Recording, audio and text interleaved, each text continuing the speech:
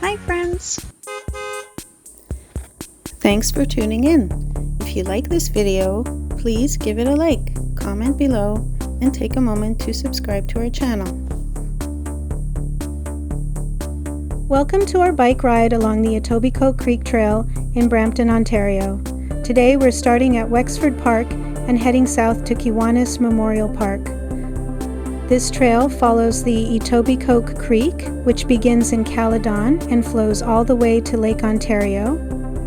The name Etobicoke comes from the Ojibwe word wa-do-be-kaun, meaning the place where the black alders grow. For centuries, Indigenous peoples used this creek as a source of fresh water and fish. Later, early settlers built villages along its banks. As we ride, you'll notice how the trail winds through parks and wooded areas. The path is mostly flat and smooth, making it great for cyclists of all levels. There are several bridges and underpasses that help us avoid busy roads, so we can enjoy a quiet ride close to nature. The trail connects several parks, offering spots to rest or have a picnic. It's a peaceful escape within the city. Thanks for joining us on this ride. We hope you enjoy the journey from Wexford Park to Kiwanis Memorial Park along the Etobicoke Creek Trail.